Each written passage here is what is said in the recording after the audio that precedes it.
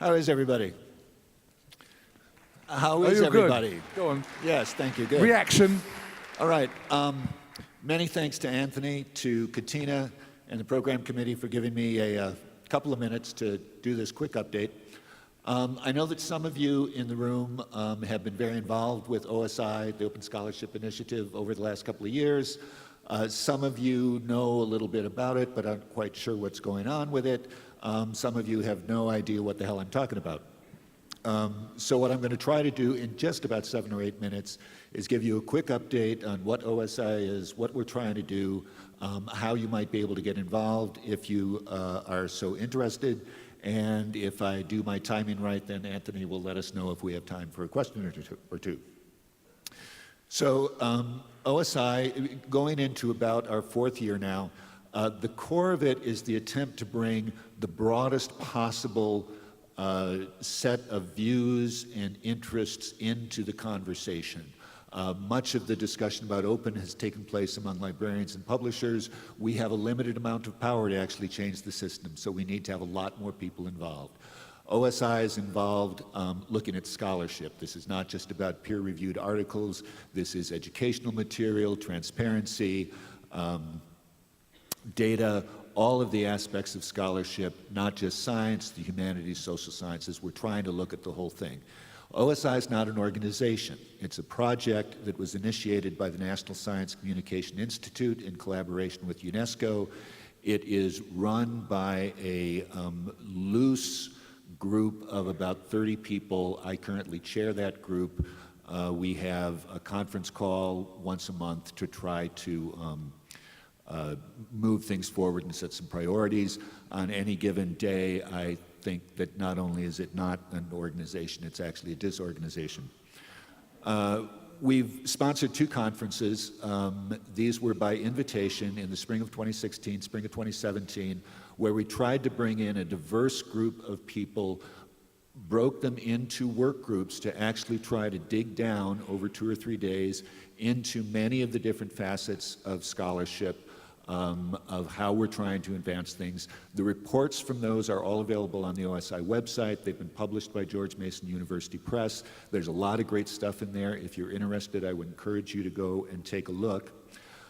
We did a sort of a planning meeting then last spring, and out of that planning meeting, we recognized that there were 4 basic principles that seemed to underpin the thinking of the various people who've been involved with OSI, and that sort of shape what it is we're trying to do. And I want to go through those one by one.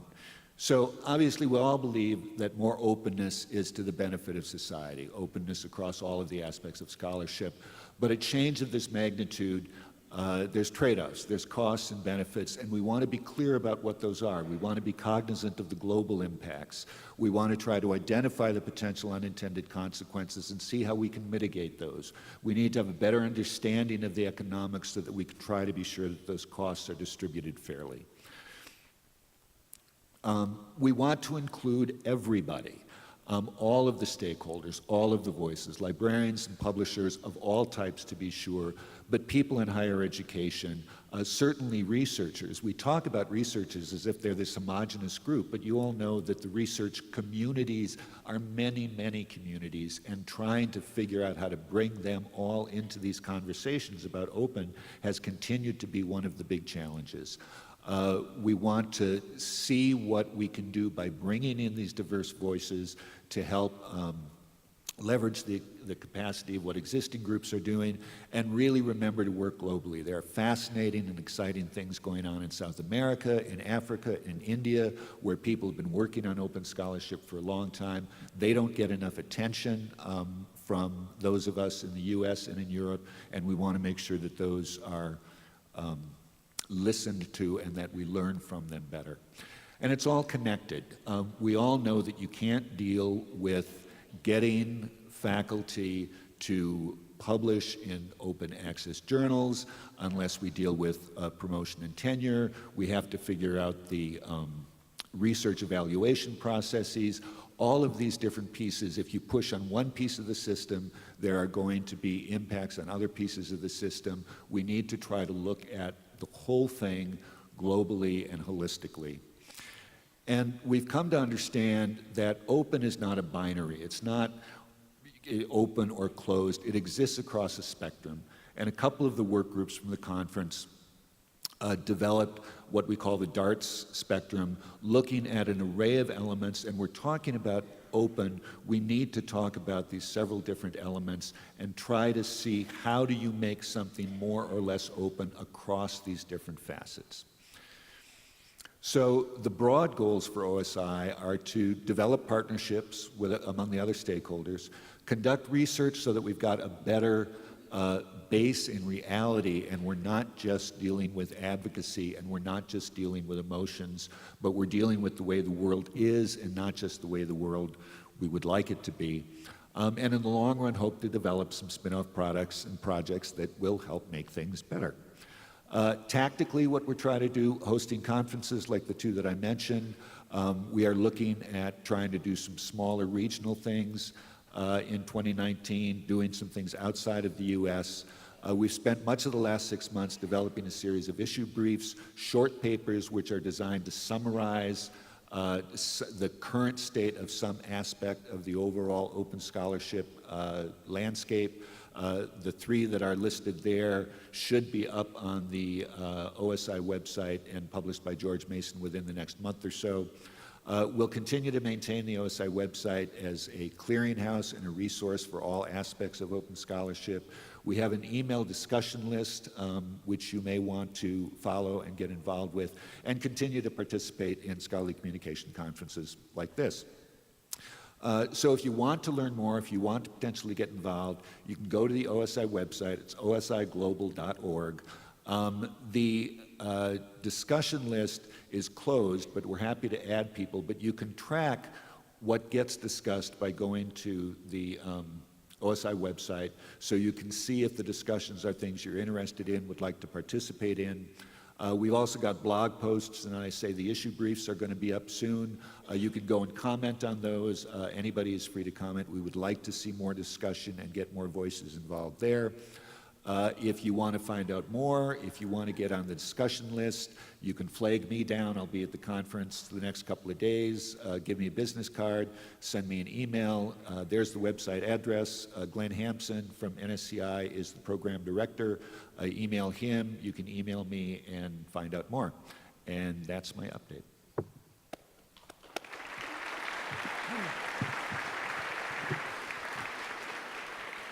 We have 4 minutes. Is anybody sitting near the front, particularly all those distinguished-looking people? I think I can see several of them who I'm not going to mention by name. Any got anybody questions? Anybody questions up there? Well, I will say something rather than question. I am one of the people involved in this, although I'm a very weak link because I don't do very much. And I would like here to see all these librarians here, many of whom I know and would like to know and will be getting to know during the course of this meeting. I'd like them, when they go back and tell their colleagues, and I'm thinking particularly of the smaller institutions, brief them on what they heard. They will say, this thing on OSI, open scholarship, was so important. It's not open science, open scholarship. We should be taking part. We should be engaging our researchers. We should find understanding what the needs are. Just a challenge for you. Okay, people? That's something. But where is a question now? Any more questions? How are we going to reach out to the global south, which is one of our big problems, isn't it? Yeah, the global south, even the terminology is a little tricky because there's this tendency to speak about other parts of the planet in ways that can unconsciously be a little dismissive. We do have people on the organizing committee from Africa, from Brazil. Glenn went down and spent some time at the recent conference of Cielo, which is an organization in Brazil that has been doing open access publishing for a couple of decades. We have some contacts in Africa. I think one of the things that has been illuminating for me as I've been involved with this is how much really passionate, really good work is being done outside of the U.S. outside of Europe. And many of the potential solutions that we talk about in terms of making things more open are problematic in other parts of the world. There's a lot of concern, for example, about Plan S, which I'm sure you've all been tracking, about what the implications of that might be. And so it's very important to get more of those voices heard and to get more of those people involved in the decisions, because the decisions that we make in the US and Europe do have rippling global effects, and all of these people need to be part of the conversation. Thank you very much. I would just say that as we have no more questions, I'll make one other statement, is this. I've been working for the last 3 years interviewing early career researchers in the UK and the US, and I have a fair idea of their thinking, and funnily enough, their thinking across all the countries we're working in is very similar. They really do believe in openness, they believe in transparency, and they believe in sharing.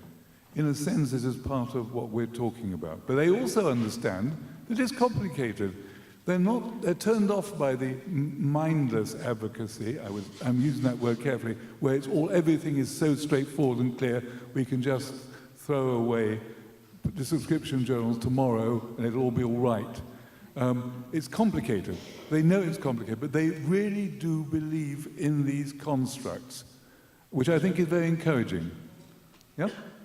Okay, I think we are now, the next people are coming on, so thank you again. Thank you, audience. Thank you all very much.